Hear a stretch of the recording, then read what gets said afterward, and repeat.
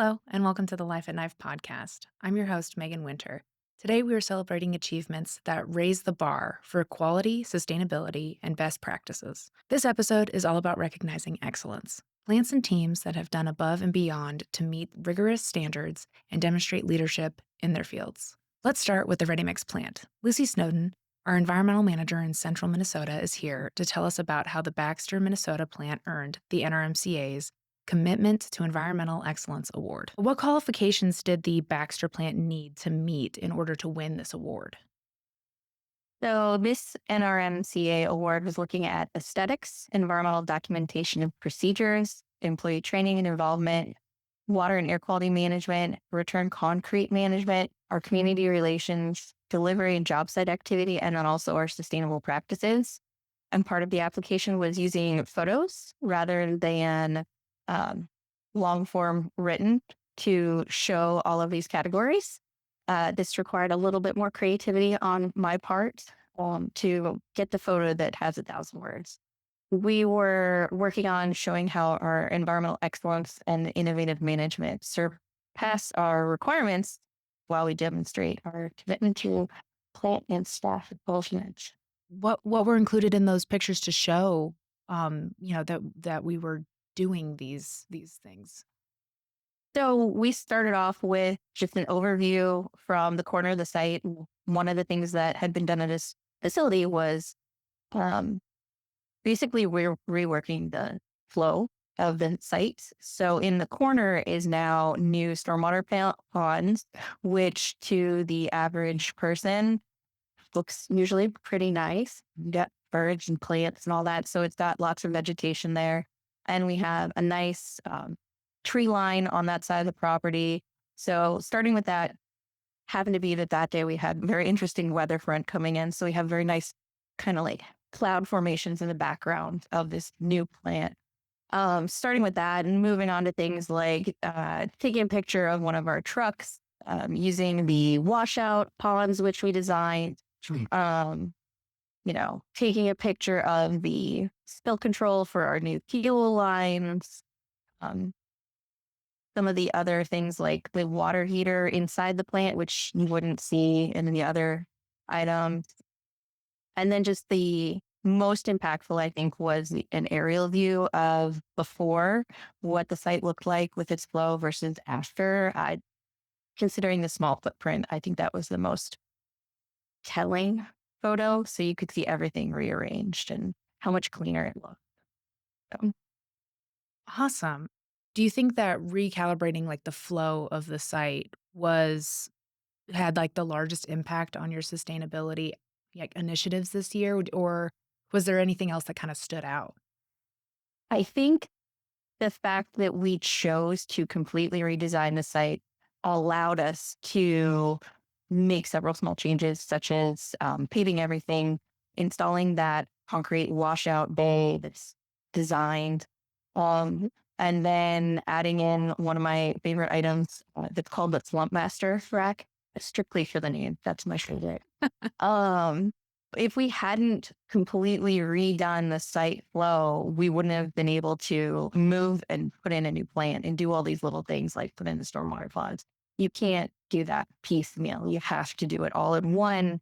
So the choice and the investment was made to put in the money and do it right instead of kind of taking one piece at a time and hoping it helps. Yeah, I bet. It's much more impactful when you see that big bird's eye view picture, right? When everything's been updated. So very cool. So what is a slump master, if you don't mind me asking? And I don't know how familiar you are with the concrete side of this. You need to have the right amount of flow in your material, and you can control that by, adding the right amount of water and some other items to it. And so this rack is designed to be able to safely access their trucks instead of having, a lot of our team members climbing up a rack carrying something or with their little hose from their side tank to top up stuff. So it's right there on the way out of the site. It's not in the middle of the drive lane. It's, got proper guarding and everything like that. And then it even has a little like sump pit underneath it to catch any runoff. That like, extra powder that might have been on the truck, you can rinse it down real fast before you go. So yeah, Awesome. that's kind of what Awesome. it's set for. Yeah, it sounds like it's a huge asset when it comes to safety as well. So Yes, that's great. definitely. Awesome. Thank you, Lucy. And now for the asphalt plants. Three Knife River asphalt plants earned NAPA's Diamond Commendation Awards this year. Belgrade, Montana earned the commendation for excellent in asphalt plant and site operations. The Madison plant in Sioux Falls, South Dakota earned the Sustainable Commendation for excellence in asphalt plant and site operations. And Boise earned the Quality Commendation for excellence in paving operations. So, what innovations have you implemented recently at Belgrade that contributed to earning this recognition? Well, one thing we've been able to do a lot more of is recycled asphalt into our new asphalt, and that greatly reduces our energy costs, reduces our aggregate, and recycles material at the same time. So that's been our biggest savings so far.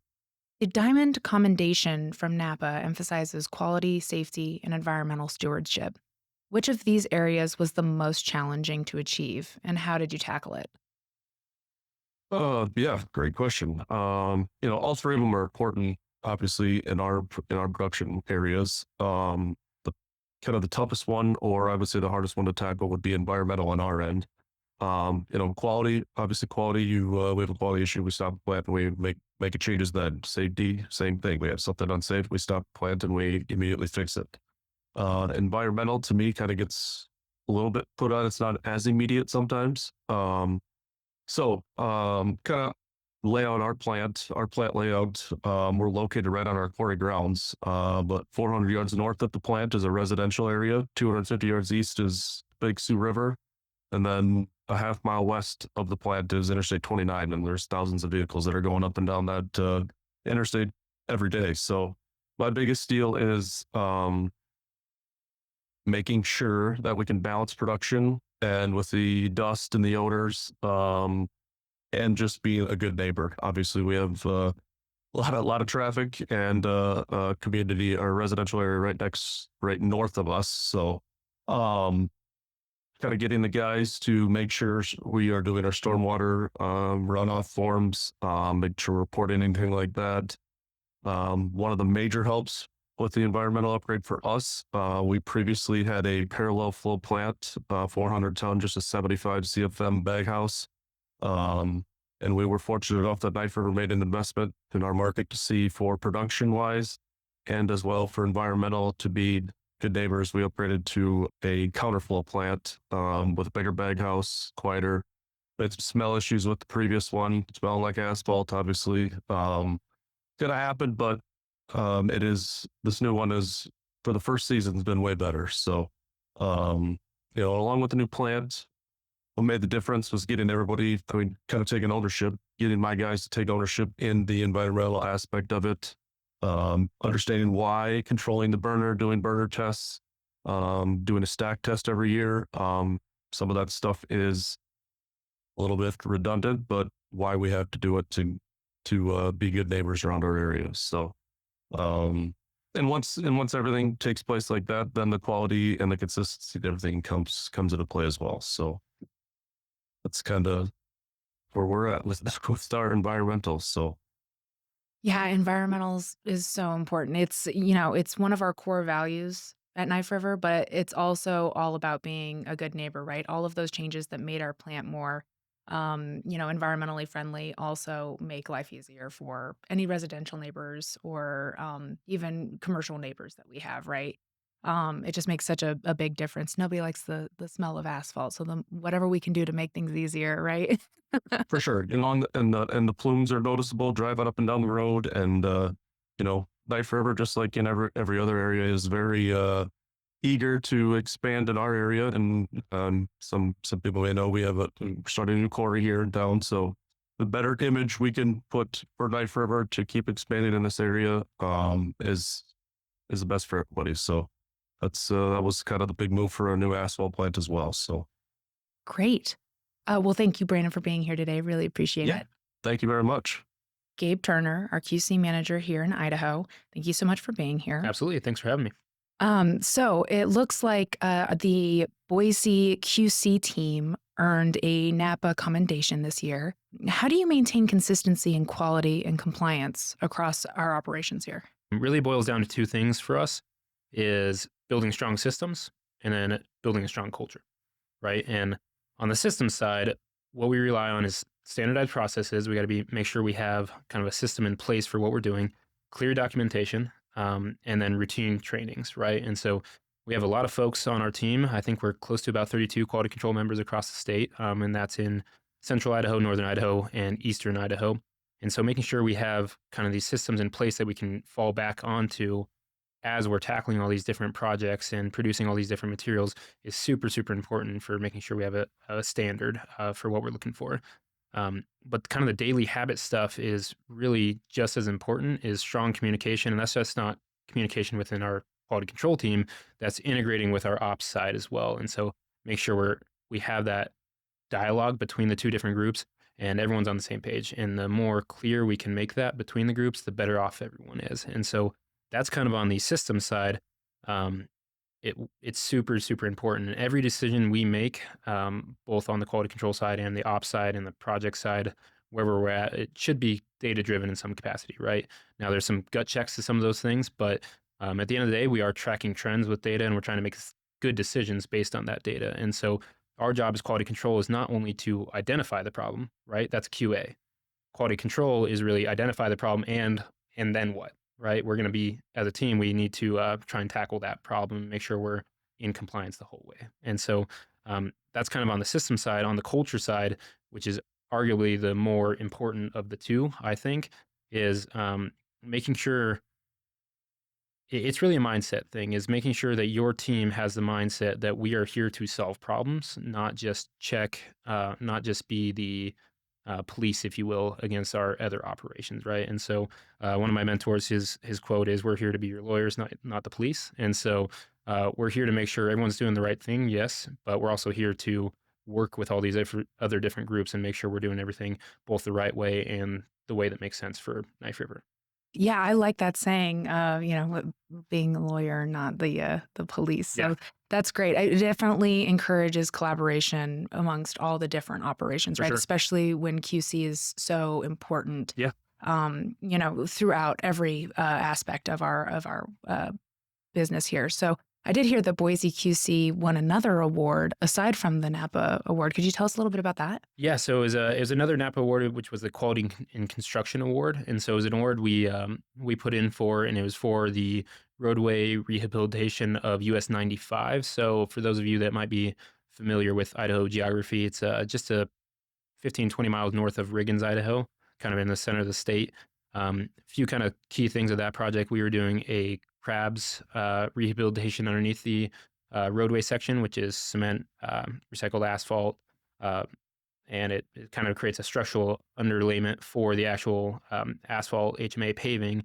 And then on top of that, we produced the hot mix asphalt overlay as well. And kind of the keynote there is, for that project, we earned almost $300,000 in incentive. And so our DOT incentivizes quality products. They believe, as we do, that you should make contractors try and produce quality products, and they put their money where their mouth is. And so, like I mentioned, on that project, we earned almost $300,000 in incentive, which was super impressive. So it was, Wow.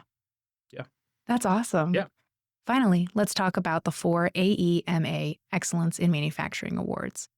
Our Albina asphalt plants in Vancouver, Klamath Falls, and Madras all earned silver level awards, and Jebro's Sioux City plant earned a bronze level award. Kevin Jeffers, Albina's general manager, has joined us today. What are the key factors that contributed to winning these awards? So the key factors for the AEMA award, the Asphalt Manufacturers Association award, was really plant appearance, operational best practices, quality control, environmental practices, and community relations, similar to what our other guests have mentioned. And then most of all, the support from our team members to make sure that, our facilities look that way, operate that way. Yeah, it's a very wide range of things that go into the applications for these kinds of awards. Um, all of your awards are renewals. How many years have you been earning these awards for each location? So the inaugural year was in 2018. Our Vancouver, Washington terminal qualified, and you have to maintain that award for 5 years, and then you're eligible to go up to the silver. And we got that award granted to us in 2022. Madras and Klamath Falls terminals were awarded those a year later. So hopefully here in another 3 years, Vancouver will have the gold award. And it gets a little harder each year, more stringent. Oh, really? How so? It's a grading system. So they're going to want to see innovation, automation, appearance, topics like that we'll be graded on. Gotcha. So we're innovating each year, and it's tough Exactly. to like, okay, how do we top this next year so you can keep going up on the grading system? Exactly. Yeah, you just don't sign up and continually get that granted. You got to prove it each year. So it's a fun process, and the plant managers enjoy going through that. And we're investing money into each facility, so it's important to everybody. Well, that's good to hear. Yeah. What were some of the innovations that you did this year that were kind of a standout? Sorry, I'm putting you on the spot. That's okay. I got to think about each terminal. Um, One of the items would be not using a water tank to heat your water. It's really inefficient. So we'll put in a heat exchanger, much more efficient, use less gas, paving roadways instead of having gravel, cleaning any spills. All of our facilities are above ground tank farms. So when people drive by, they think big oil, they think this place is not healthy or it's bad for the environment. So just having that appearance when people drive by that, it's still an above ground tank farm, but it looks clean. They must have their act together. They come into our facilities. They're able to walk around without getting oil all over themselves, things like that. So just innovative new technologies, new operational systems, and being more involved in the community, having days where people come out and ask questions or tour our facility. That's really important at some of our locations. Gotcha. Yeah, it kind of goes back to what Brandon was saying about, going the extra mile to make sure that we're a good neighbor, right? Trying to make, up the curb appeal, like Lucy said too, for her site, just to make it so that our neighbors are happy with us. Exactly. That's all the time that we have for this week's episode. Thank you to everyone on the call for joining me today. I can't wait to see what we achieve in 2026. Thank you for tuning in, and until next time, goodbye.